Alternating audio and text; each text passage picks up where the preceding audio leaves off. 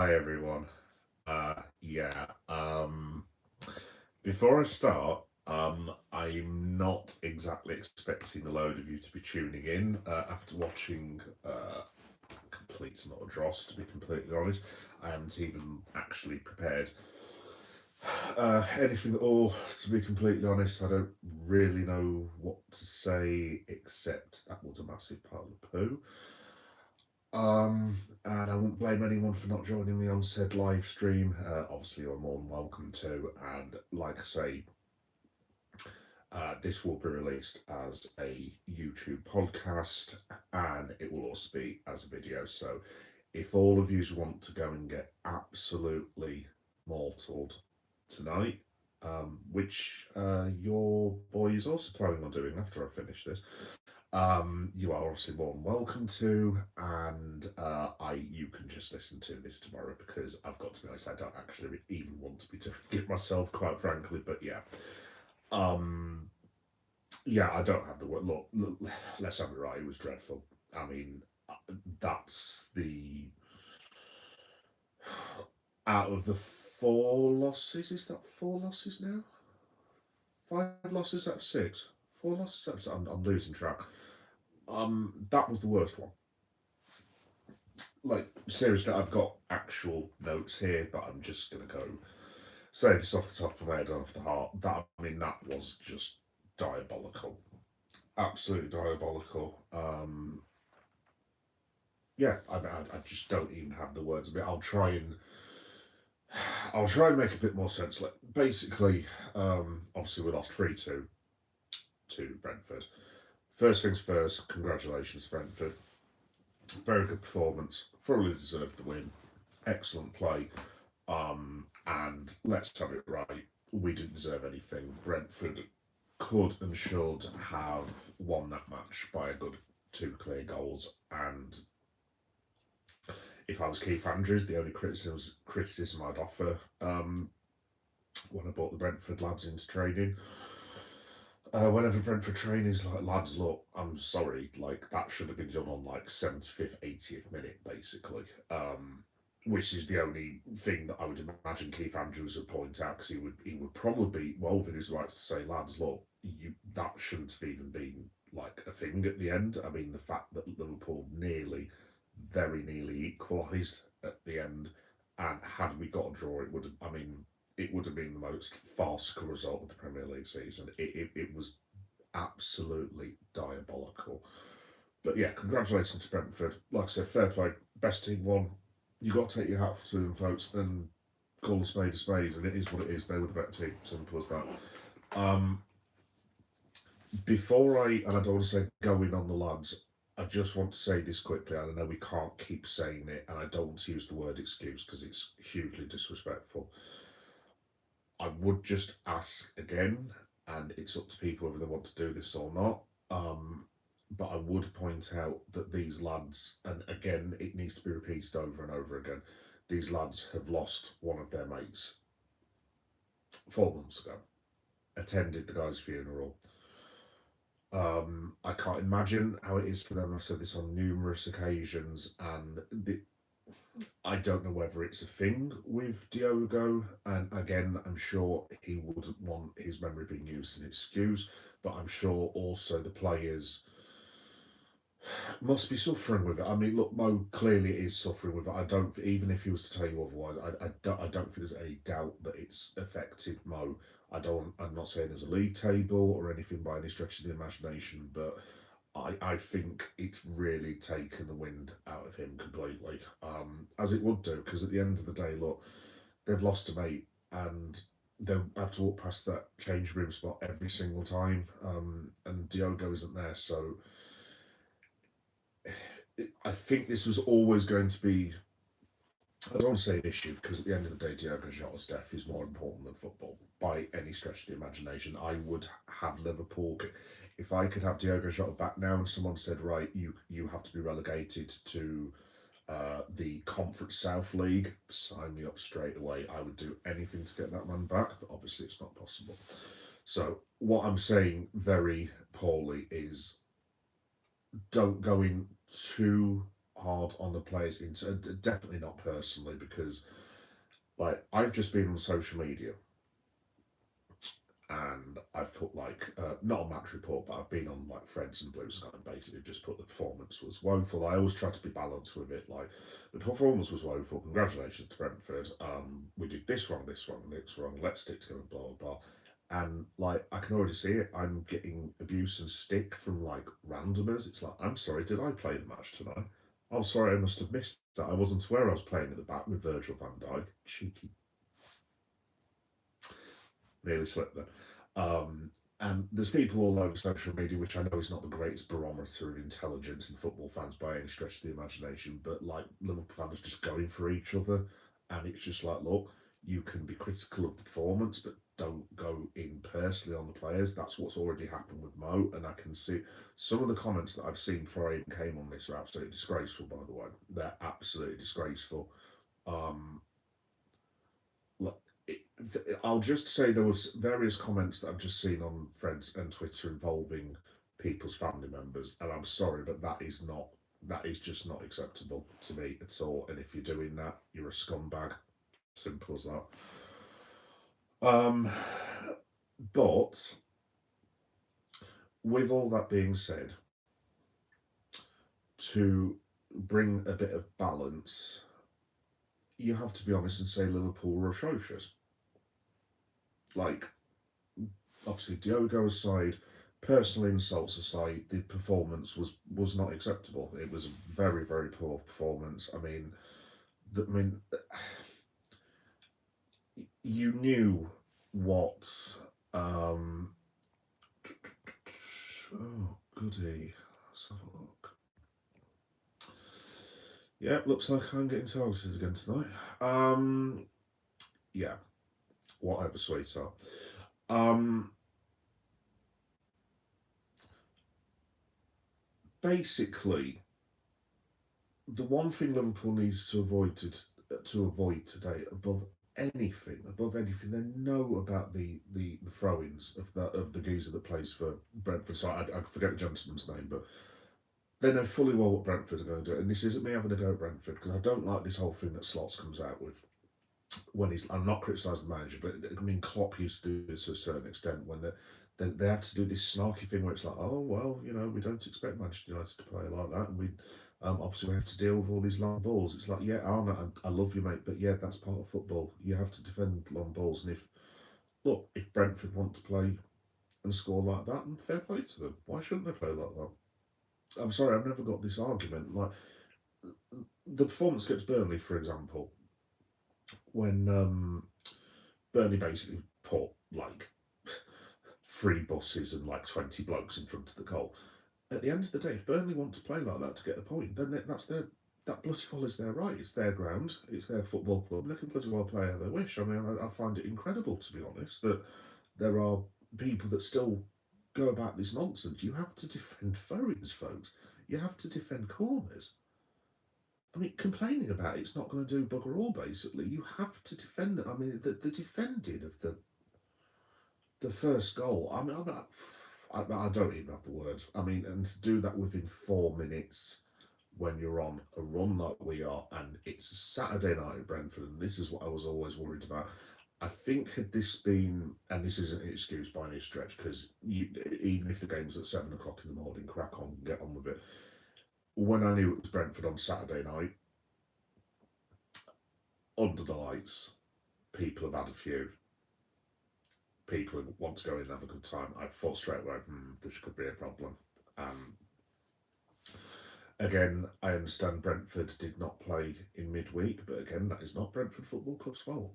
Liverpool wish to play in the Champions League, and they have all these players. With injuries aside, then I'm afraid they simply have to get on with it. To complain about Brentford going about the business is just, I mean, what's that going to achieve? It's nonsense, basically. Yeah, so obviously we go two behind. I mean, the second one was, well, let me know if you disagree, but the second goal is marginally not as quite as bad as the first one. I mean, they're both bloody horrendous, let's have it right, but obviously we go two goals behind. And I mean, game over, basically. I mean, at that point, you're scratching around for a draw at absolute best. Kirkes pulls one back. Fair play to him. At least he's contributed. Think he was. I didn't think he was horrendous, but like everyone, I didn't think he was decent either. But at least he's got a goal. To be fair to us, at least he has contributed in the way. Second half, slightly better, a push, I guess. And I know there's the thing about the penalty. Was it a penalty? I mean, look, I've just been watching Red Men, funnily enough, and I've just been listening to Dan Clubb's reaction. And it's like what Dan said on there. Like, basically, look, folks, it can be a penalty or not, but the fact of the matter is, you put yourself 2-0 down away at home on a Saturday night at Brentford after half an hour. I mean, if you give yourself that much to do and then the referee makes a clanger, then that is what's going to happen. You are going to go 3-1 down, and let's have it right.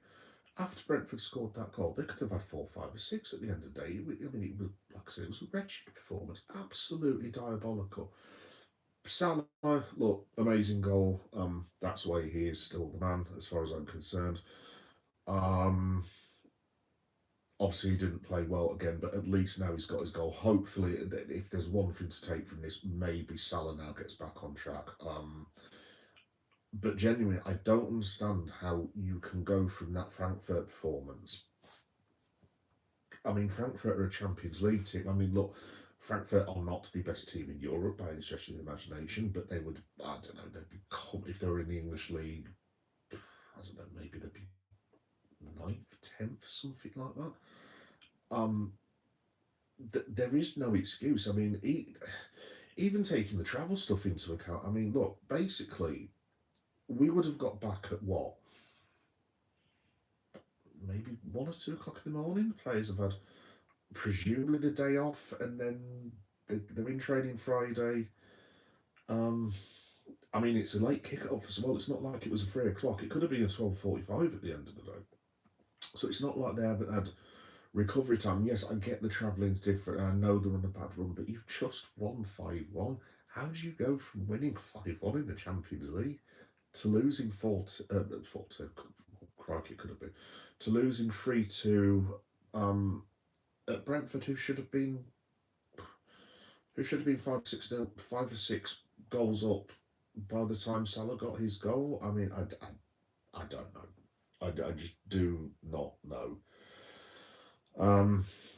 And that's, but in terms of the game, that's basically it, folks. To be honest, like I said, I'm probably not going to be on too long because I'm just going to be completely honest. Basically, oh, hello, Aris, how you doing, mate? You all right? Basically, I know you guys can't see it, but just past those pictures there is a hallway in my house, and through that hallway, there's like a little round table. And under that round table is a number of very fine wines, whiskey and vodka and various other things. And I shall be devouring one of those bottles the moment I finish this live stream, basically. So yeah, yeah. No, I'm trying to keep positive, but I mean, it's just. I mean, this is one of the. I mean, I've supported the Reds for 35 years, and look, I've seen worse than this. I went for the Gillette and Hicks era. Like, this is nothing compared to that. I was a fan in 1993. When John Barnes had to score against QPR to keep us out of like the bottom 5 or 6, I think it was. It's like, guys, look, this is nothing. Basically, this is us not winning the league. Basically, the Gillette and Hicks era was a disaster. This is not a disaster. Currently, it's a disaster. But in comparison to the other hard times this football club has had, believe you me, this is not anywhere near a disaster as far as I'm concerned.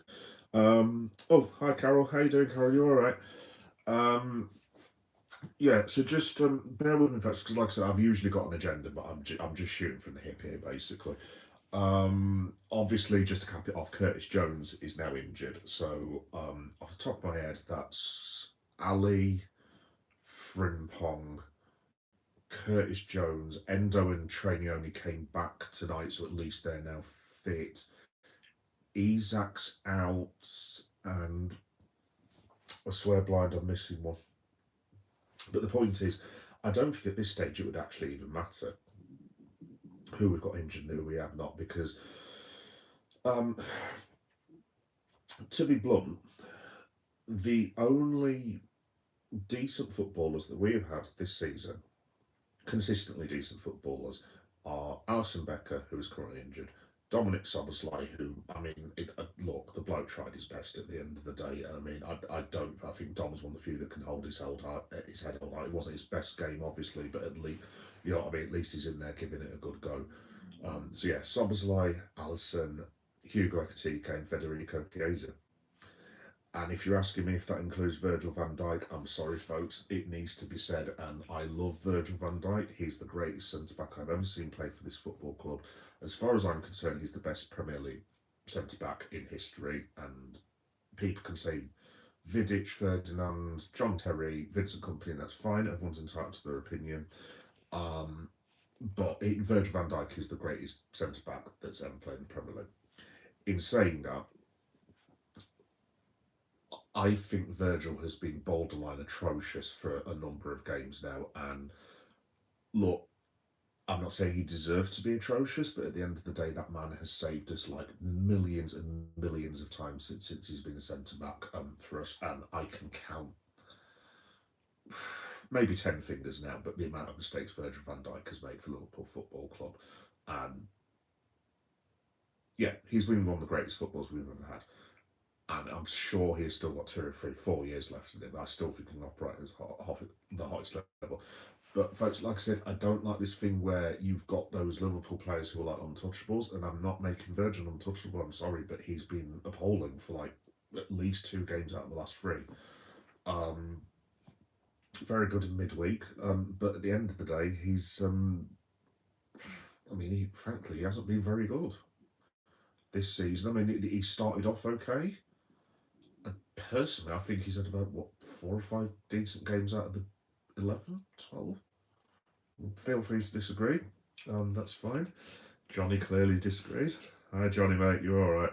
Oh, I'm not going there yet, fella. But yeah, just bear with me. That honestly isn't the wine, folks. By the way, like I said, just round that corner is my little default wine cellar that has loads of whiskey and wine. And the moment I've done with this, I should be having one of those, possibly neat, actually, to be honest, after searing that dross. Oh, just to cap it off today from a personal point of view. So, I've been looking after my son most of the days because he's basically caught a cold, and then I've managed to catch his cold. I'm kind of better now, and his mum's all, and there's flu flying all over the house, like most of the houses in England. And his mum's come back after work. We've got him to bed, and then basically I was like, right then, I'll go and check on Liverpool. After looking after a poorly child all day, and literally I turn on the TV, and I'm just like, oh my good God. I'm just like, I don't believe this, you know. Also, as well, by the way, this was meant to be the Friday night late reaction show for SmackDown. So if anyone wants to turn it into a wrestling show instead, by all means, that's fine. Because, yeah, I mean, I'm not going to depress everyone on Saturday night. Obviously, we're all having a terrible Saturday night now. But, I mean, yeah, it's just... Like I said, I'm willing to give the lads all the time in the world that they need to grieve. That's the one thing I will say. I don't know how hard it affects them. I know how hard Diogo's passing hit me from a personal point of view, and I'm not even playing for the club. And I'll give them all the time and love and respect in the world that they need. But at the same time, it doesn't mean that you can't be critical. And that performance was just simply, I mean, it was appalling. Let's have it right. I mean, Verts, I mean, we could have had a traffic cone. Quite honestly, that's how bad we're talking. Let me have a look. Right, your local MD fan. Hello. I'll just call you local. Hello, local. Johnny. Yes, sack slot. Right. Elephants in the room. You know, I was shooting from the hip, Johnny, and like I obviously respect your opinion, but I disagree. I don't think he should be sacked, and I still believe in the gaffer. However,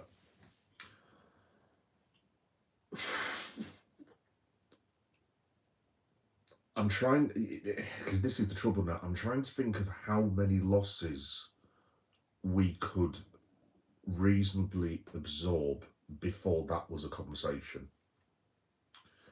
And I think, to be honest, we've got Crystal Palace in midweek, which I'm going to do a mini preview of, by the way, because why the hell not? Because I might just do it on here instead of doing a podcast on Monday, because I really don't want to do a podcast on Monday. I might just do a wrestling podcast instead. But we've got Crystal Palace on Wednesday, which I was going to go to, and thank Christ Almighty, my missus is working. I've never thought I'd say that about a bloody ticket to Liverpool. But we've got Crystal Palace Wednesday. You've got Aston Villa next Saturday. Oh, that's also brilliant, because I'm going for a lad's 40th as well, and that's going to be on in the boozer I'm going to. Yay, great. Brilliant. And then we've, just to cap it off, by the way, we've got Manchester City away from home 2 weeks on Sunday, and I'm just like, we won like one game in a million years at Manchester City, so, I mean, do I see us beating Crystal Palace? Probably not. I'm kind of pinning all my hopes on the Villa game, but like, Villa are a bit in and out. You don't know what you're going to get from each day. They're either really good or horrendously bad. Manchester City away from home. I'm calling it now, folks. That's 3-0. I mean, if they defend like that against Erling Haaland, I mean, my goodness. I mean, he could get bloody 2 hat-tricks, let alone 3. So I mean, that could be a complete and utter disaster, to be honest. Let me just have a look. I'm not going to say your name. Liverpool. You nearly got me there. It's a good job I read the names, pal. I wake up to this shit going down in Australia. Honestly, why spend this money just to go backwards? Oh, God, sorry, my glasses are really, really rubbish. I'll just call you Chernobyl. Hi, Chernobyl. Dude, seriously, you have my sympathy. Australia, I'm not the most cleverest person in the world, as you might have guessed from my appearance. I don't even want to know what time in the morning it is in Australia. It's like I'm doing this in Leeds in the UK, and it's like 8 minutes to 12. I don't even want to know, bro, what time you've been up watching it. Yeah. My condolences, dude. Seriously, if you've had to get up at, I don't know, like 1 or 2 o'clock in the morning to watch that, I mean, you have my sympathies, fella. Just to go back to the slot thing, so the reason I mentioned the next 3 matches, and this is just hypothetical, we've just lost, 4 in the league, but we've won in the Champions League, so that's 4 defeats out of 5, right? If they were to lose the next 3, for argument's sake, God, my maths is so dreadful. Sorry. So that would be 7 defeats out of 8, like, for example, right? We'd be out of the League Cup. In fact, no, I'm completely wrong, aren't I? We've got Real Madrid as well. My good God. We've got bloody Real Madrid. Oh, my good God. Kylian Mbappe. Wow. You can't defend a throw-in, and Kylian Mbappe's coming in 10 days. Jesus Christ. Right, okay. Let's say, whatever it is, let's say it's 8 losses from 9, whatever it be. Either 9 losses from 10, whatever the case may be. Let's say if Liverpool lose the next 4 matches, so for argument's sake, they're out of the Carabao Cup, whatever it's called now. We've lost 2 league matches, which puts us around 11th, 12th in the Premier League, give or take. And we have won 2 games out of our opening 4 in the Champions League, which is going to put us in 15th, let's say, just a couple of points above where the bottom 8 of the Champions League is, going into an international break. If that happens, I still wouldn't fire slot, personally, but then you are in the realms of, people are asking questions now for 4 defeats. People are going to be asking more than questions if it goes 8 to 9 defeats. So, I mean, I don't know who we've got when we come back after the November international break, but I mean, God forbid if you then had that run, then came back then lost your first match, and then Mo Salah goes to AFCON. I mean, then there's potential to have a conversation, I would say, and it would probably have to be a serious conversation. I mean, look, I I I can't get behind the bloke who's given me literally. So this is completely true. Other than the birth of my child, meeting my missus, the birth of my brother, um, you know, family things and this, that, and the other. Liverpool winning the Premier League in April, that was the greatest day of my life. And I know that sounds really, really sad, but it's the greatest day of my life without a shadow of a doubt. Even with like son being born and this, that, and the other, it easily makes my personal top 5 moments of my entire life. That was given to me by the players, and it was given to me by Arne Slot. And I don't swear on this, so I'm just gonna bleep myself. F this nonsense about it being Klopp's team. I know it was Jurgen Klopp's team, but if you rewind back 16, 17 months ago, whenever it came in, Slot came in, we were saying season of transition, 7th or 8th place would be good enough, probably won't qualify for the Champions League. And I remember all this because I remember all the conversations. And these fans who are now saying, oh, we always knew Liverpool, it's like, shut up. You said nothing of the sort, mate. Basically, Arne Slot did that. And he did it with a brilliant football team. So, um, I find it difficult to criticise the man who gave us one of the best days of our lives at the end of the day. And it's just like, I don't know. Basically, I can't get the eye sacking him at the end of the day. So, hang on, wait just 1 minute. Yeah, sorry guys, I have no idea what that's on about, and I have no time for nonsense. Let's have a look. Edits, Master. Hi, Edits. You all right?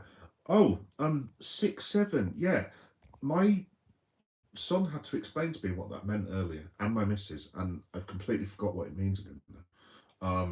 Is it something to do with a meme or something? I don't know. He did. My son did tell me earlier when I was looking after him when he was poorly. I've completely forgot what it means, but yeah, 7-6. I don't know. Yeah, but like I said, folks, the top and bottom of it is I can't honestly sit here and say I want Arne Slot to be sacked after what he's given the football club.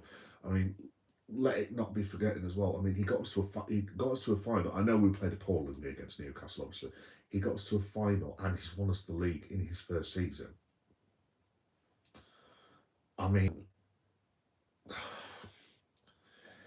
I suppose my tolerance levels would be like, let's say, just for argument's sake, if it got apparent that Arne Slot had lost the dressing room and we'd lost, I don't know, let's say it was 10 to 12 games of football. Obviously, at that stage, and if we was conceding 5 and 6s every week, then at that stage, yes, of course, he'd have to go because that's just complete mismanagement. But I don't know. I mean, what are we saying now is that, I mean, like I said, I put in my thumbnail, the league's gone now, you can forget that. I mean, if Arsenal win tomorrow, they're 7 points in front of us, and they've got to play us at the Emirates, you're talking that's what, I mean, Arsenal will beat us on that form. You're talking that's what, a 10-point swing? No chance now. So you can forget the league title, that's gone. Simple as that. What do you do now? Do you prioritise the League Cup and FA Cup and Champions League? And do you just, I won't say toss it off in the league, but like, I mean, basically at the moment, if you look at how many teams are around us, I mean, look, Man United are above us. I mean, Man United were literally like 11 points behind us about 3 weeks ago. I mean, how the bloody hell has that happened? Like, we're basically in the Champions League race now. And I don't want to put this all down. I suppose if we get Europa League, it'd make it a damn sight easier for me to get a ticket. But no, honestly, I don't want that. But I mean, like, what are we doing here? I mean, you are talking literally I mean, I know it's only October, obviously. Well, it's November now, but I mean, you're talking Bournemouth have got a claim to Champions League. So have Crystal Palace. I mean, bloody hell, Sunderland are second. I mean, I'm not suggesting Sunderland are going to win the league, obviously, but you've got Arsenal, you've got Man City. I mean, Chelsea lost, but they're still reasonably well placed. Villa will come again. Tottenham are doing decent. I mean, people saying, "Oh, FIFA, that'll be rubbish." I mean, guys, like, I'm not being funny, but we've given ourselves a bit of a mountain to climb to get Champions League. I mean, let alone bloody title. I don't want to be really, really depressed people, but that the priority number one is making sure the club gets in the Champions League, because with that level of spend, and I mean, I didn't even consider this. I mean, it's my own arrogance as well. I think we've all been a bit arrogant over the summer. Hands up, myself included. I mean, Liverpool confirmed the Champions League. I mean, I didn't even give it a second thought, to be honest. I mean, funnily enough, I actually put that we'd finish third, but we'd win the Champions League. That was my prediction. But I mean, in terms of qualifying, now that we've got 5 spots realistically, because I've got the Premier League, it didn't even cross my mind that we wouldn't qualify for the Champions League. But I mean, what? Aston Villa, Real Madrid, Crystal Palace, and Man City, the next 4 games. I mean, I don't know where the result's coming from. I really don't. I mean, I think he might have to think about picking a very good side against Palace, to be quite honest. Because, I mean, if that's Liverpool's only hope for a trophy, look, at the end of the day, I like Liverpool winning trophies. And personally, I like the League Cup. I have had many a time with the lads going absolutely mental, jumping on pub tables, going mental in beer gardens, twirling tops around, beer soaking, champagne corks, and all that business, and climbing on top of each other and blah blah blah. So I've always enjoyed winning the League Cup. And look, if someone said to me, right, Liverpool, they're not going to win the league this year, but you will definitely finish in the top 4 and you will win the League Cup. Put it this way, if anyone wants to comment on this, and if you listen on YouTube podcasts afterwards when this has been done, or videos, just let me know in the comments. If Liverpool, let's say someone comes along, Mephisto via Sasha Ben Cohen, came down and said, right, what I can do for you is this. Liverpool will definitely finish third, and you'll have your Champions League place, and you will win the League Cup. Deal? Because I've got to be honest, if someone offered me that right now, I'd be very, very, very astonishingly, horrendously tempted to take it.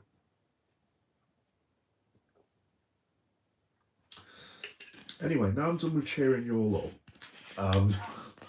Yeah, no, just another couple of things. So that I'm gonna basically get off my chest. This is like, I mean, this isn't even like a YouTube video. No, this is just like therapy basically. So thanks for watching, folks. I think we have to admit that the FSG transfer policy, and look, I'm not going to have a go, because literally 2 or 3 months ago we were like saying this is the best transfer window of all time, and look, the players will come good. I have no doubt at the end. Like, there is no way Florian Wirtz is not a success at Liverpool Football Club. He will be, but he's having a horrendously bad time at the minute, and it might just be a case of this season is now a bit of a write-off, and it's just a case of trying to win the cup and getting through and getting a Champions League place, sacking it off, and then going again next season. I'm sure he'll be fine. I'm a little bit more concerned about Alexander Isak, but again, he will be fine at some stage. I think Isak this season, I think if you were to offer me 12 goals for Alexander Isak, I'd be very tempted to deal on that now, because I mean, he's got 1 in 8, but again, he's not had a pre-season, so put it this way, Liverpool are now going to have, I know we go on runs in the second half of the season, we are going to have an all-timer to win anything, and I mean, Liverpool are going to have to win. To win anything this season, I think basically at some stage Liverpool have to have a run of 20 games on the bounce where they don't lose, and that they win 99% of those games. Where those 20 to 25 wins coming from, I haven't got a clue, because I don't see us beating any of the 4 teams I've just mentioned. I really don't. But again, obviously you're depressed and you've just seen a massive pile of poo basically, and obviously you feel like rubbish. So obviously clear heads, you go into Crystal Palace and you try again. But I mean, even Palace, I mean, I just don't see us beating them, to be quite honest. But yeah, going back to the transfer thing, I think the FSG thing, look, it's brilliant that they finally acquiesced to our demands and signed world class players. Maybe they had a point all along. Maybe this is why they built so steadily. Because I think we've actually gone a bit Hollywood, to be honest, over the summer, and it's something I did write about on my Substack, by the way, cheap plug, Geek Boy Meta at Substack, if you want to read my musings, and there will be a very strongly worded Substack coming after this.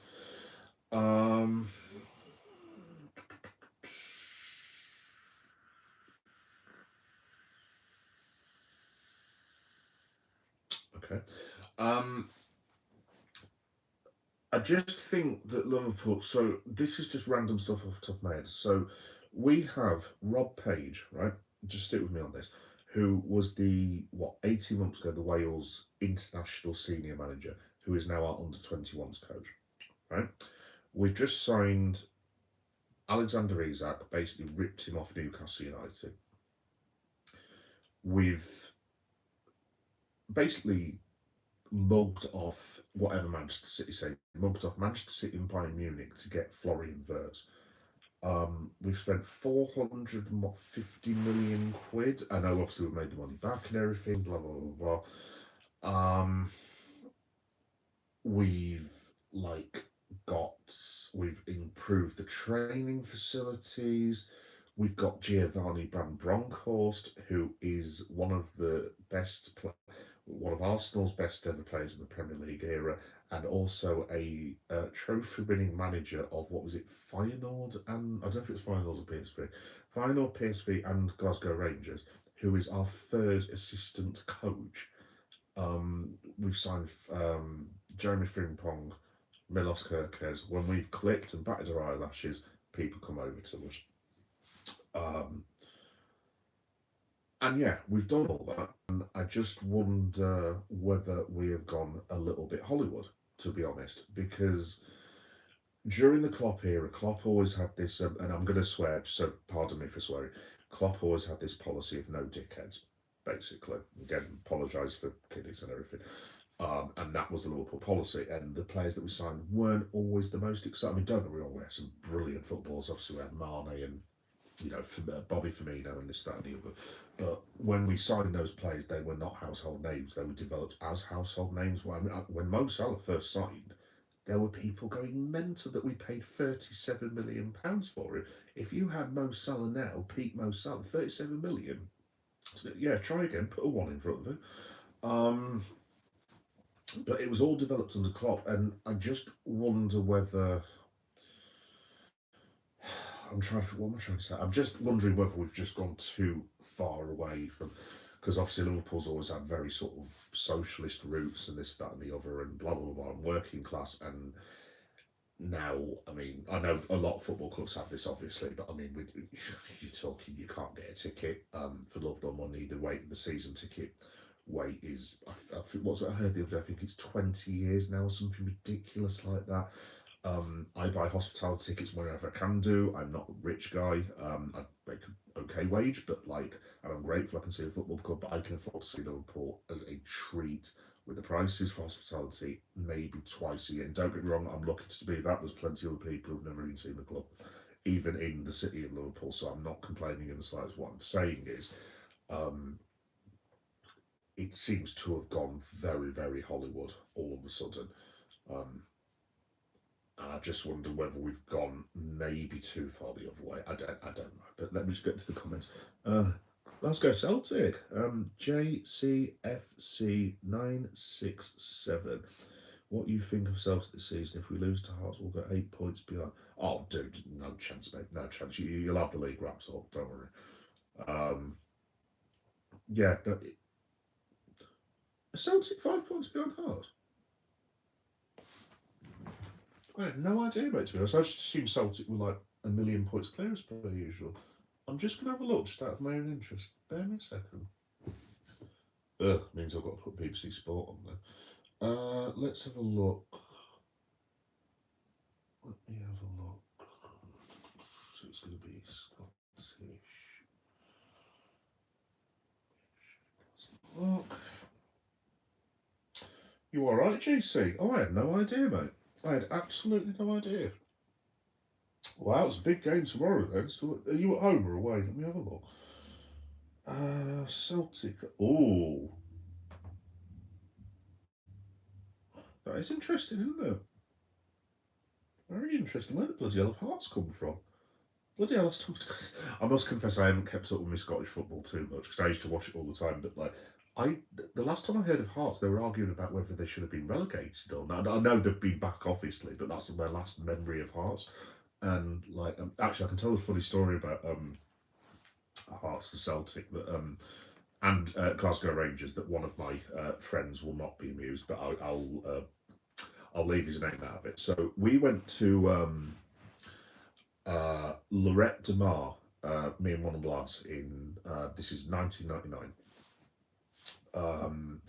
and basically it was a lads' holiday, and we were off like chasing girls and drinking and all that stuff you do in your 20s. Anyway, we go into this boozer, and there's loads of Scottish lads there, and randomly there's a few. I don't know if I think there were a group of mates. There was about 20 of them, and there was loads of Rangers fans and loads of Celtic fans who were mates, and I was like, okay, that's weird. I didn't know you guys were friends with each other. Oh, right, fine, fair enough. But me and one of the lads went into the bathroom to use the toilet. And I don't know how on earth we got onto this conversation, but it was something along the lines of, because my mate's a Tottenham fan, and he was, I think we'd lost to Tottenham like 3 or 4 weeks before, and it's like, oh, mate, you're about as good as Glasgow Rangers. And now, bearing in mind, we've got all these Scottish lads, and these big Scottish lads. I mean, these are like bloody 8-foot Viking warriors, basically, that wanted it. I'd had a bit to drink, and I was like, Liverpool, Glasgow Rangers. Oh, Glasgow Rangers are absolutely. What I didn't realise that one of the 8-foot Vikings was behind me, and I get this big thing on my arm. And I'm not very good at the Scottish accent, but here it goes. And he goes, Glasgow Rangers. I support Glasgow Rangers. And all of a sudden I was like, oh my God. I'm so sorry, sir. I'm so sorry. Anyway, after that, the Celtic fan comes in, and he basically is one of his mates was a Rangers fan. And he's like, oh, and I won't do a Scottish accent again. Sorry, that was appalling. But he was just like, oh, lad, just ignore him. Rangers are absolutely, basically. And then those two started having an argument. So me and one of my mates are basically trapped in this corner while this Rangers fan and a Celtic fan, two of the biggest blokes I've ever seen, who were mates as well, were actually having this set to with each other.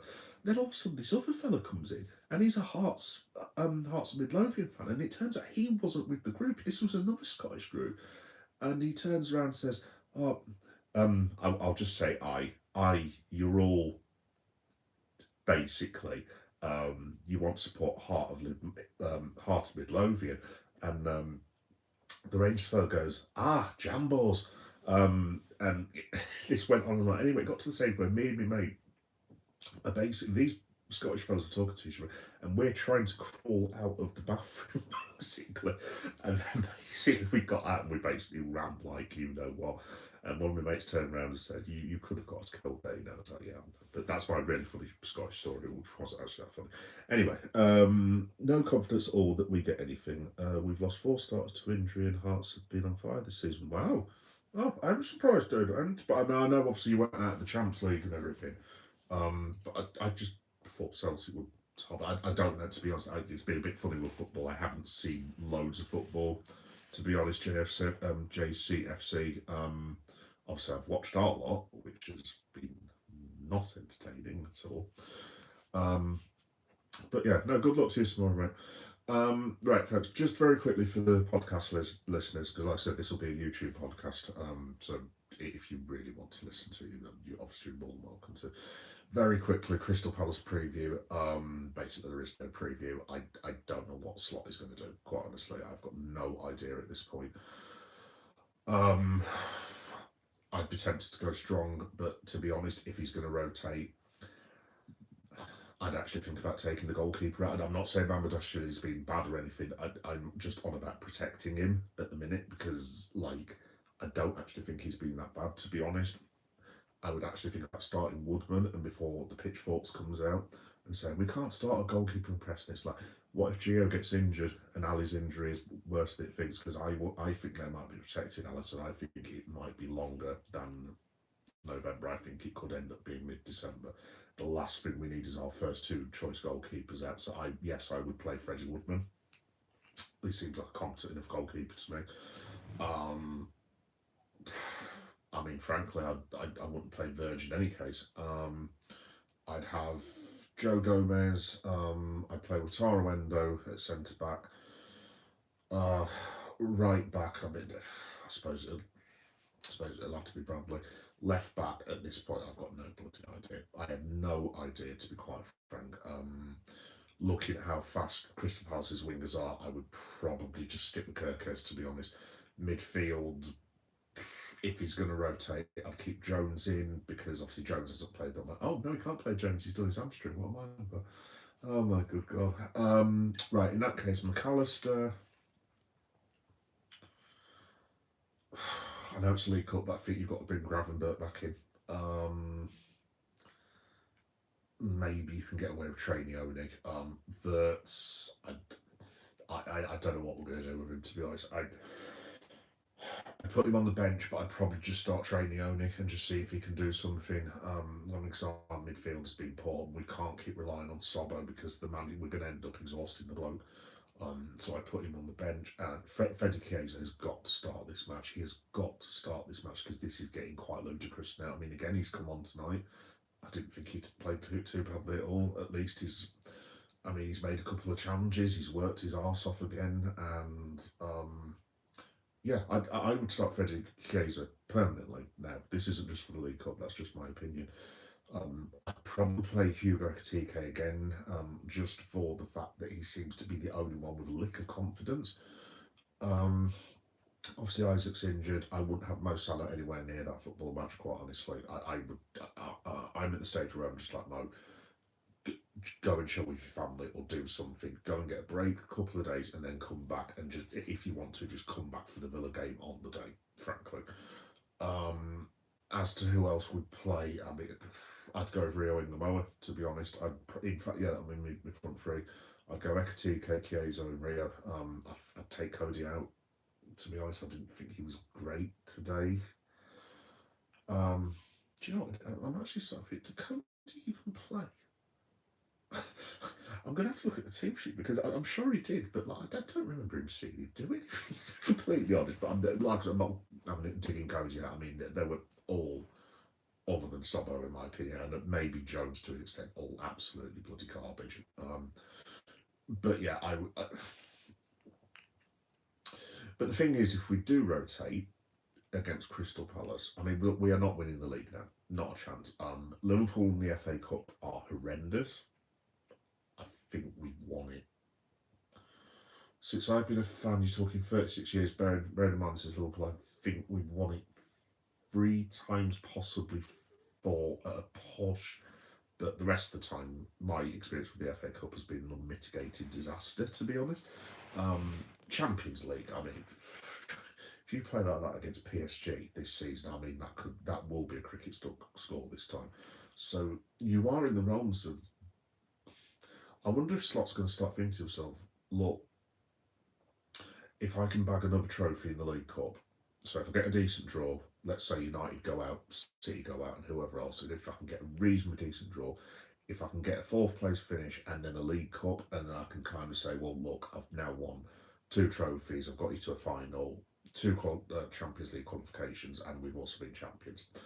Then people are like, well, yeah, no, fair play, you can't really argue with that, but like, if he sacks it off, then that's another trophy that's gone. But I mean, the fact of the matter is, I don't think we'll beat Crystal Palace. I just cannot see us beating them. To be honest, all I can see them having an absolute field day. To be honest, for me, it all depends now. Oh, by the way, JC, no, I'm not in the slot out camp. Not a chance. Like I said, I can't be having this thing of a Premier League winning manager being sacked 4 months after he's given me the best day of my life. Personally, I just can't. The other thing as well, I would point out, Slot has had to deal with all the stuff from Jota as well himself.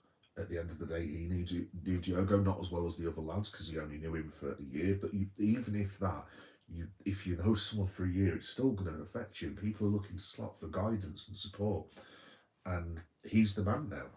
And maybe he's now getting to the point where it's like, oh, this is the first serious bad thing that I've had as Liverpool manager. But lest we forget, it's not like Klopp was the same. Klopp did not win every single match. I mean, the second season, so the first season obviously he gets us what am I trying to say? He gets us two finals, and basically he's I don't know he's had whatever it was 30 matches or something along them lines, and everyone's just like, well, yeah, Jurgen's just come in, blah blah blah, he'll be absolutely fine. There was a period in his second full season, and that's the one where we finally qualified for the Champions League with the 3-0 against Middlesbrough on the last day. Where in mid-January, I think we lost. I'm fairly sure we lost to Hull City, and if you thought tonight's performance was bad, the 2-0 loss against Hull City was garbage. It was one of the worst, most appalling performances of any football team I've ever seen, to be honest. So, um, but there were people asking questions about Klopp at that point because he'd been the manager at that point for.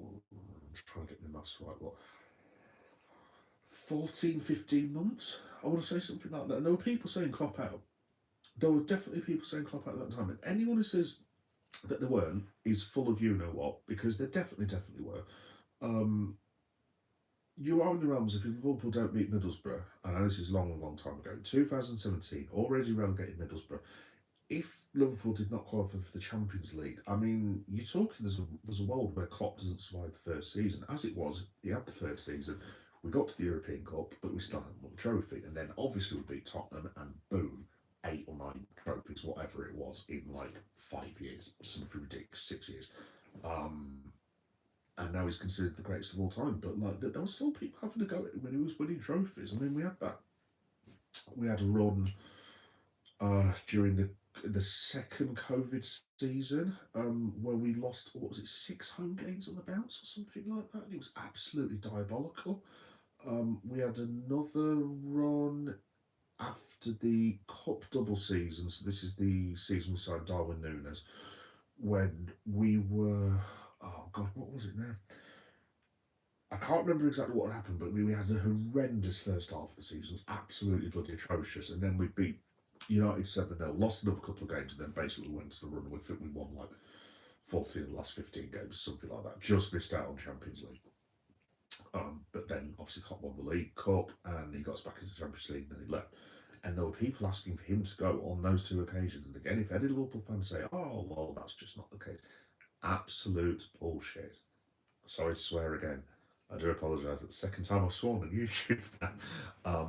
But yeah, anyone tries to convince you, it's absolute utter rubbish, because there were people calling for his head, and that was in COVID, which, considering the man's mother had just died as well, by the way, this is a whole separate thing. I found that beyond the realms of appalling and disgraceful, calling for someone who was literally giving his life and is what can't even see his own mother, and wish her well. Um, yeah, I mean, the other thing about Klopp is now as well, I mean, I know Jurgen didn't mean it like this. That interview that he had with, oh God, the fella on Diary of the CEO, Stephen, is it Stephen Oakey? Stephen Oakey? Stephen Oakey? Anyway, when Stephen asked that question, by the way, cheap plug, that there was an analysis video of that on Geekboy Mess 7381, if you want to check that out.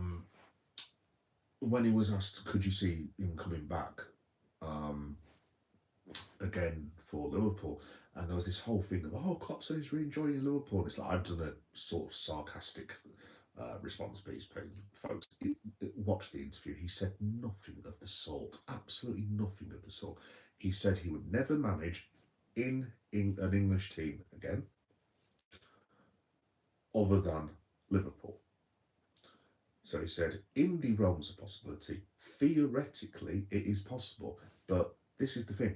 Theoretically, I could fly to Miami tomorrow, go up to Jessica Alba, ask her out, and then she could theoretically be my wife next week. Theoretically. In practicality wise, that is never going to happen, because I look like Morph, as in the plasticine model from the 80s. That'll give you a laugh. And I'm lucky to have the really, really hot misses that I do now. Like, you know what I mean? It's just like anyway, the point is, look, he said theoretically. And the point from that is, obviously, people have now got that in their minds about Klopp. This job he's doing at the minute, I mean, I don't know how long his contract is with Red Bull, but I mean, you would imagine if Jurgen Klopp broke his contract, he might have to pay a fee. But like Jurgen Klopp was one of the best paid managers in Europe for about 10 to 12 years. So it's like I'm sure if he had to pay £1 million, he could find it in the back of his sofa. And could he come back to Liverpool? I mean, I don't know. But the whole point is now that that's out there as well, and now you've got the pressure on Slot. I don't know. Anyway, it's just going to ramp up and ramp up. But yeah, let's have a look. Hope Liverpool. JC again. Hope Liverpool can pick up some form stores. Only club south of the border I can tolerate. Yes, mate. Same to you as well. Like I said, Celtic and Liverpool have always had that thing, haven't they? Kind of thing. I don't know if you remember JC back in the day, because I'm a very old man, but I don't know if you remember the 2-2 at Celtic Park. So it was when Liverpool went in front. I think we went in front the first half or something, and then Celtic scored 2 goals in like, I don't know, 5 minutes. I think, was it Simon Donlan that scored the penalty or something? Anyway, Celtic were about to win. I think it got to the 89th minute or something. And then Steve McManaman scored that amazing goal where he beat like basically the whole of Celtic Park and put it in like the bottom left-hand corner. And then Celtic literally, everyone just thought, it's 2-2, Liverpool go through. And I want to say it was 0-0 at Anfield or something like that. I swear blind it was, and Celtic should have won that match. And then I think we played you again, and I think that was that when John Hartson scored that goal? I think it was 2-0. Celtic won 2-0 at Anfield. I think it was the last time we played Celtic actually. But yeah, no, Celtic won at 2-0. I mean, it could have been bloody 6, let alone 2. But yeah, no, always respect for Celtic, mate. Your teams have a shock in the morning. I want to see Klopp at Milan. I'm sure you do, chemistry. I'm sure you do. I'm a Manchester United fan for. Oh my good God. Fair play, Gaz Tweed. Fair play. I can't really argue with you, mate. I know you beat us last week and you're fourth, and you're like, I think you're about 4 points in front of us now randomly. So yeah, no, I have no comeback on this occasion. I want Rodgers sacked if we don't win tomorrow. No excuses. Whoa. Okay, fair enough. Oh, in that case, JCFC, seeing as I don't really want to talk about Liverpool, if you sacked Brendan Rodgers, and obviously I have history of this, who do you want instead if that happens? So I'm just trying to think, who else could you get to? I was going to say Graham Potter, but then obviously Graham Potter has just gone to Sweden, and also Graham Potter is not the most university love football manager in the world, but he's free, isn't he? Oh, good shout, lad. Good shout. Let me have a look at this. Jesus loves you. Oh, cheers, Texas Red. Thank you. Oh, I'll just say thank you. There was something else I could have said. I'm not very religious due to bereavement. But yeah, fine. Cheers. Let's have a look. Sorry, mate, I can't read this. I'm just going to call you G, dude. Sorry, glasses. I can barely see. Hold one finger to confirm you're real. Can have 5 if you want.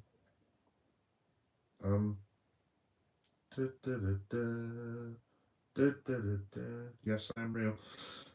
By the way, I was meant to be doing the late night SmackDown reaction show tonight instead of this dross that I'm having to do now. So if anyone wants to talk about pro wrestling instead, you are more than welcome to interrupt. Mon the Hurts. Let's have a look.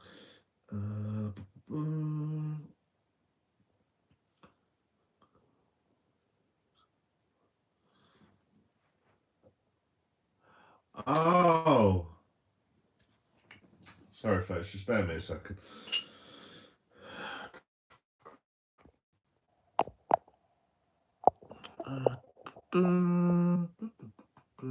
Sorry, folks, there's a reason I'm not replying. I think you can probably guess what I'm having to do.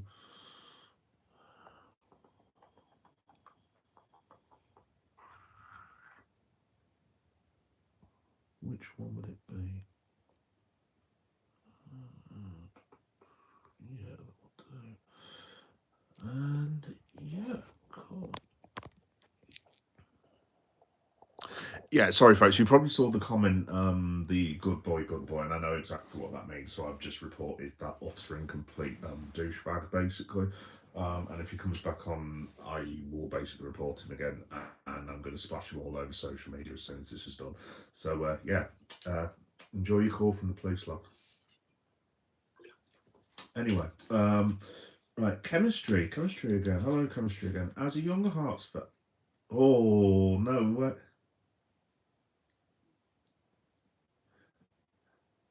so chemistry, you're a Hearts fan and JCFC, you're a Celtic.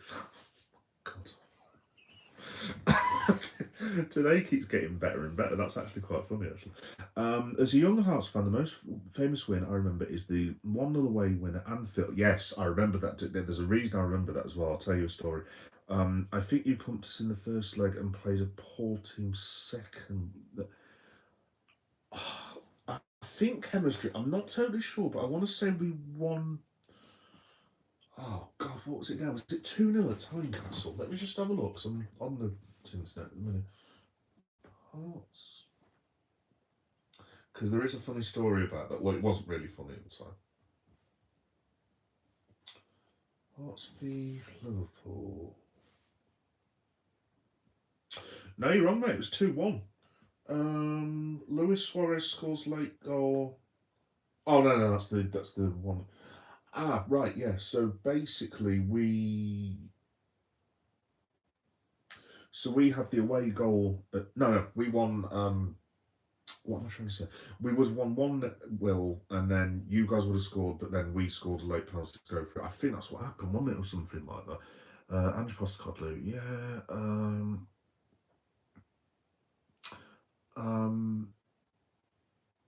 Yeah, no, but yes, that's what happened. Basically, the reason I remember the Hearts game was I don't remember the first leg, but basically, I know this is a bit of an all moment, but I'd actually just broke up with my girlfriend, who's now my ex-girlfriend, and literally, like, um, I was like sat there, and like last we all started crying, this, that, and the other. I'm sat there all the way, and all the way home, like crying away, this, that, and the other. And I thought, oh well, I'll watch Liverpool at least; they'll be entertaining. And I turned just as I turned it on, Hearts scored, and I was literally like, literally just turned it straight back off.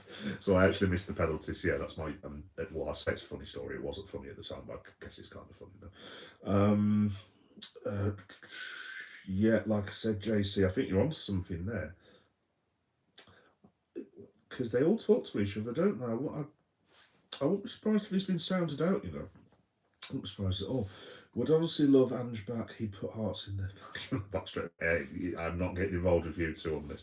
And Mythical Red, hi, we lost 3-2. I don't know what's going on with Liverpool. Mythical Red, thanks for watching. Dude, like I said, I've spent the last hour with everyone that's been watching me, racking my brains, and truly, mate, I don't know. I mean, that's probably the last thing I'm going to say on Liverpool. I don't know what the actual solution is. I don't know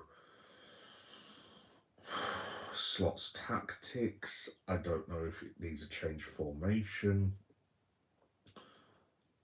I don't know if what you're going to do with Alexander Isak and Florian Wirtz.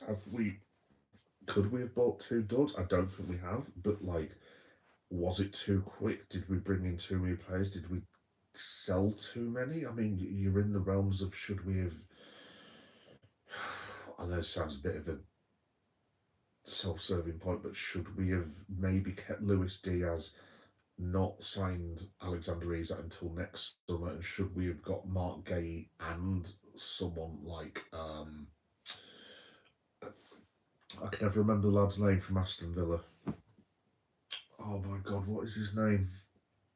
Centre back, not Tyrone Mings, the other one. It's completely gone, but you get what I mean. Should we have invested in centre back cover? I mean, should Keller have been sold? Did we need to spend 40 million on Mamadashvili? Could we have just kept Robbo and just spent a little bit less on someone than Kirk? Look, I honestly, I don't know. Look, I still expect the players at some point to go on a run, but at the moment, thank you, JC. Yes, that's the one, Konza. Yeah, no, I like Konza actually. Are the players that we had last season, are they too old? Should Virgin's Salah have been offered new deals? I mean, I would argue absolutely to the hilt, yes. You don't sell two of the best players in the world, and especially not for free. But should they not get involved more of an effort with Trent Alexander-Arnold? I don't know. Honestly, at this moment, I do not know. All I know is, folks, I'm going to be heading off in a minute because I'm sure one or two of you have got a nice glass of red wine. I intend on drinking 1.5 bottles of red wine before I go to bed. So yeah, I'm not going to be on too much longer. But just honestly, thanks everyone for watching. I feel a little bit better about talking about it now. I meant to be cheering you guys up, not the other way around. But yeah. Let me have a look. Mystical Red. Gay was very important. I knew it was bad. We didn't get him in the sub. No, Mystical Red, I completely agree. Now, that was, I mean, it was a nonsense. So, what annoys me most about that is, I don't know if you remember, but do you remember that day that we got the reports?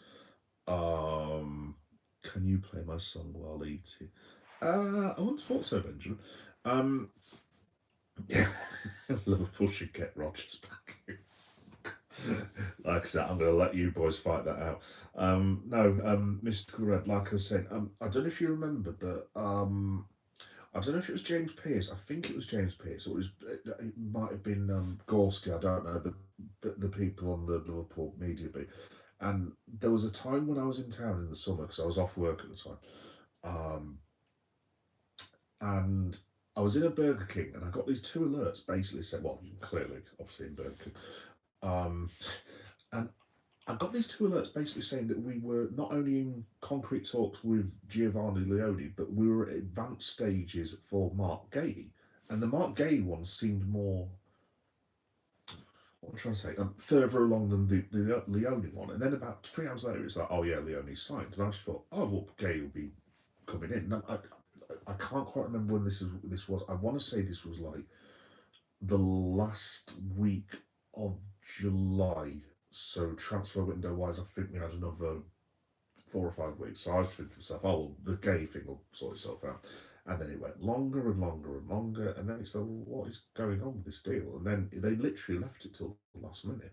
So, like I said, for all the transfer window was good, Liverpool left themselves in this position through, I mean, not poor recruitment of the attackers, because they will come right eventually. They have to. But, like, the recruitment of defence, I mean, I could have told you we needed defenders. I mean, Jesus Christ. I mean, it was blatantly obvious. I mean, I'm one of the few that I think we need 4 centre-backs, quite frankly, let alone bloody 1 that we've got. And now the other poor bugger's injured, because Leone's out for a year. So our central defensive cover is basically Wataru Endo, who, to be fair, I don't mind Endo in defence, because he always puts a shift in, fair play to him. Joe Gomez, who just can't be relied upon. Van Dijk is having a stinker this month, and Ibu has been about as convincing as Chocolate Fireguard most of the season. So I don't know much. I mean, the only other thing I can suggest at the moment is, I know Slot's talked about Gravenberch, maybe just for this season, or at least a couple of months. I cannot believe I'm actually even saying this, but obviously we've got the problem with getting Gravenberch, Maka, Wirtz, and Sobo all on the same size. Maybe you do put Gravenberch as a sweeper. I mean, he's got the height. I mean, honestly, I really do not know. I really do not know. But I mean, yes, it was just the most appalling recruitment. And I mean, what annoys me most, I'll stop the rant in a minute. We've already been through this. We had this with the Fabinho Henderson debacle a few years ago. You can hear my Midlands accent coming out, by the way. And like, we have had this before, where we lost. Who was it? Gomez, Matip, Van Dijk, all within the space of like a week or something daft like that. And then basically we were left with bugger all, and we ended up having to play Henderson, Fabinho as centre backs. And then Klopp eventually stopped being so stubborn and played Nat Phillips and Reece Williams. I mean, Reece Williams is actually still there.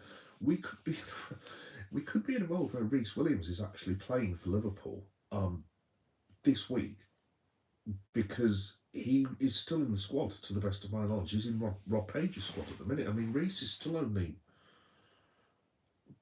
23, 24 or something like that. I don't know. I mean, if Nat Phillips was still there, I think Nat would be knocking at the manager's door, basically saying, "Can I have a game?" You know what I mean? So yeah, honestly don't.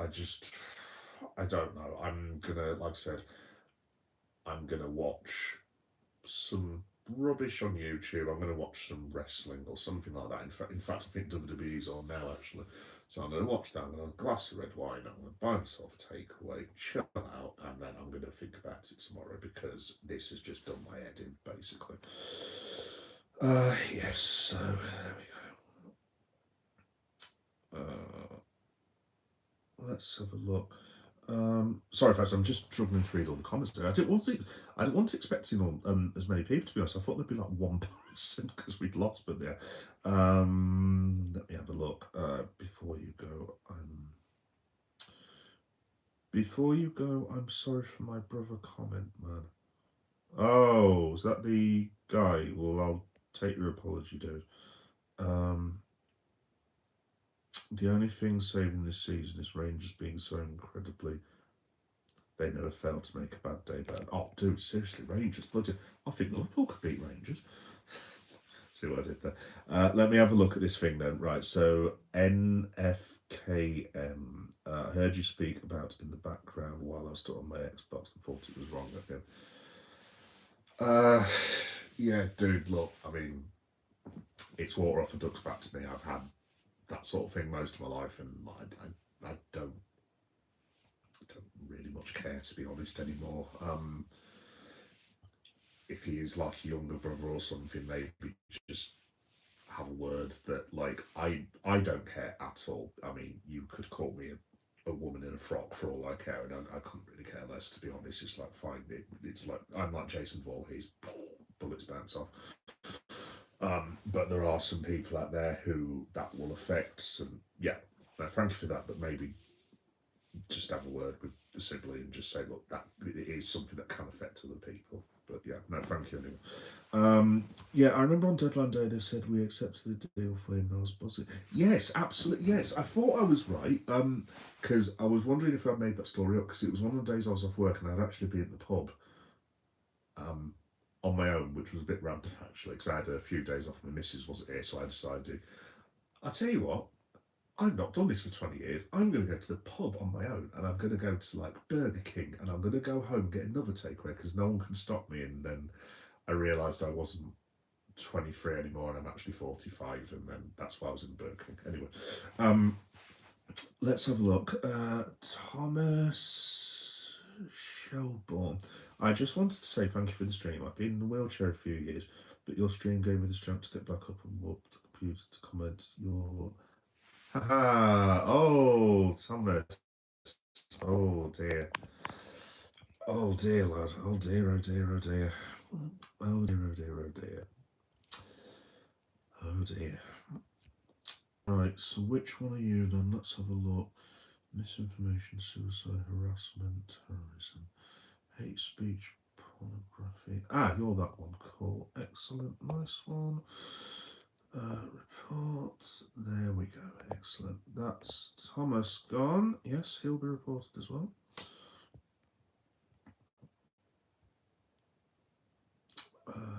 Yep. See ya. Oh. Yeah, there's a reason I'm going to hide that one as well. Yeah. I don't do politics, folks, but you can probably guess, being a Liverpool fan, which way, and that would not be it. Anyway, wrestling, yes, mate, yes. Yeah, man, understand he's only 13. Oh, dude, that's fine if he's only 13. No, honestly, mate, don't worry about it. Don't worry about it. No, right, thank you, NFK. Right, I was going to send, I won't send a report, obviously, not if it's that age. Look, I have a 12-year-old son myself, who is white, funnily enough. And my white wife is upstairs as well, by the way. My really hot white wife. No, not really. Sorry. That's completely inappropriate myself, actually. No, dude, I have a 12-year-old who comes out with not stuff like that, obviously, but like, yeah, no, I won't say anything, mate, because it's look, you do daft things when you're a teenager at the end of the day. So yeah, yeah, no, like I said, respect. Thank you for being so open, mate. No problem at all. But, just yeah, like I said, just maybe just have a word with your sibling and just say, look, it's it doesn't bother me in the slightest. Like you just saw me with that guy who said the thing about the wheelchair and being gay, which is disgusting, by the way. He's definitely getting reported.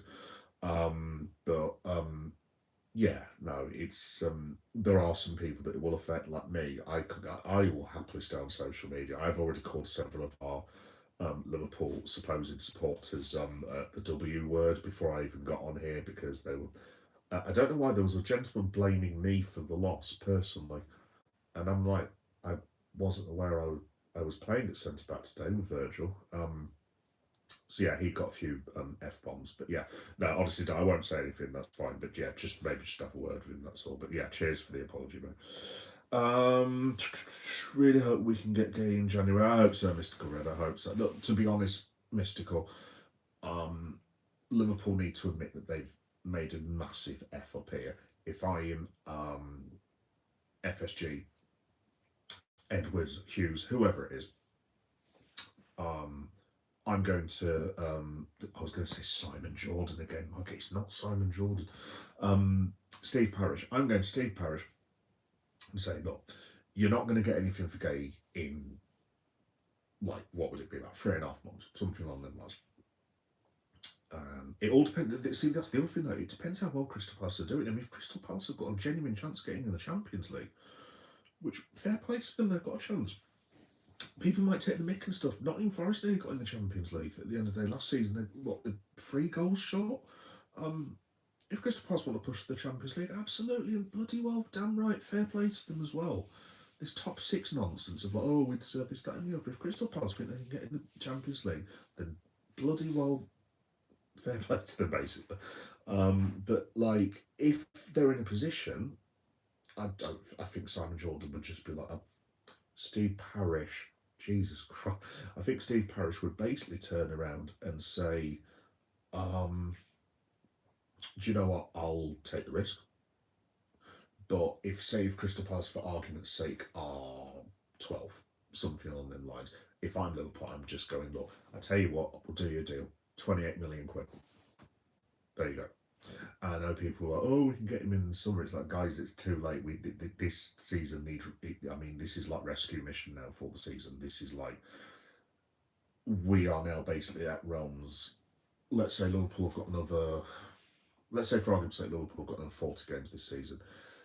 If Liverpool want to do anything now, they basically have left themselves in the horrendous position that they have to win 95% of those games. Simple as that. But yeah, there we go. Don't vote Greens. Oh, JCFC. Oh no, I'm gonna have to do my political persuasions.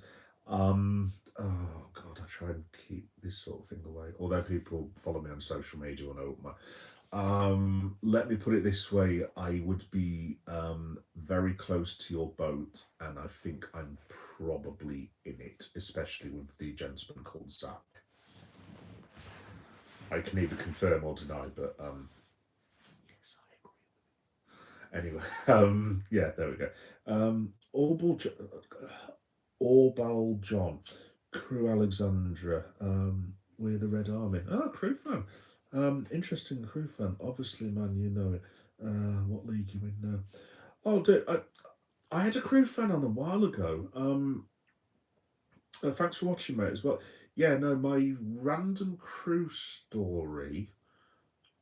We played Crew. Let me see if I can remember this. Oh my god. January 1992. Yes, that's how old I am. And I was allowed to stay up and watch Match of the Day because I think we beat Crew. I want to say it was 4-0, but it was something like 0 half the time and Crew hit the post or something like that. And I listened to it on Radio 5 Live, when you're not on your phones, when you used to have them transistor radios, and like literally, I think it was like 10-15 minutes, like Crew had hit the bar and this, that, and the other. I'm literally like, oh my god, what is going on? Oh. But yes, that's my one random story about Crew. I was actually going to go and do a stadium tour at Crew, actually, mate, funnily enough. Because this is another bit of a random story, but on my channel, and this is a bit of a cheap plug, I've got a section called Geek Boy Does Football where I go to like different football stadiums and stuff, and I like going to like, I don't mean this rudely, obviously. I like going to like lower league grounds, like the non-league grounds, like real proper football and everything. Um, and yeah, I was due to go because I've just been, excuse me, I've just been back to Brum and Telford, which is like where I'm from, basically. Not that you'd be able to take by my accent, obviously. Um, and I thought Crew was on the way because back in the day, there used to be. This is a really, really weird sidetrack story. Basically, when I used to go home to Telford, there was this route that you could go. This was about 20 years ago, where you basically go through Crew, Stoke, and Wolverhampton, but you could stop at Crew. For some reason, I thought, oh, I'll go back that way, and I can do like my vlog and see Crew and everything. And then I realised that Crew was not, in fact, on any of the stops anymore to Telford. But yeah, there we go. Yes. Anyway, let me have a look. I remember going to that game. I think you did beat us 4-0. Oh, dude, you went to the game. Nice one. Cool. I want to say.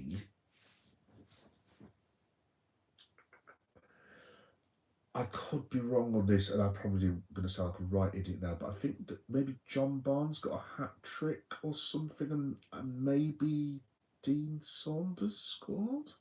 Honestly, bro, it was like a long, long time ago. It was. I used to have this thing where I could remember Liverpool results. Like my basically, my mom and dad were like really concerned because like my GCSE results were like absolutely horrendous, and I couldn't spell and this, that, and the other. And still can't now, really. But I could tell you every single Liverpool result basically from 1990 to something stupid like 1996. And my old fella, God rest his soul, was just like, why can you not do 5-5, but you can tell me what minute Dean Saunders scored against Reading in? You know what I mean? So yeah, yes. Anyway, it's a weird story. Should go to a game, Chiefs. Should go to a game. Tickets are cheap. Nice little cheap shop across the road from the ground. Probably be able to go to a stadium tour before the match. Do you know what, Oliver John? That's a really good. I've actually been thinking of doing something like that, lad. Funnily enough, because like I said, I don't know if you heard me speak earlier, but obviously being a Liverpool fan, I mean, some of the ticket prices. I mean, I will begrudgingly pay because obviously Liverpool's my club, and it's the one thing that keeps me. I'm trying to think what to say. It's the one thing that keeps my link to my dad because I lost my dad many, many years ago, and he was brilliant and all this sort of business. And yeah, that'll always be the club basically. But I do begrudge paying. I mean, some of the prices that I've had to pay just to see Liverpool in the last few years is, I mean, it's outrageous to be honest. But I have actually think about doing non-league, not sorry, excuse me, not non-league, no, lower league and non-league. I've actually been to see Telford, which is my local team, and that was such a good atmosphere as well because you had the away fans. I think it was Haverton Waterlooville or something like that. God knows who it was, but it was such a good atmosphere. It was a good crack and a good time. It's just general ordinary working class people, which is what it used to be. You know what I mean? So, yeah, I don't know. Going to get some sleep for the game tomorrow. Great stream tonight, mate.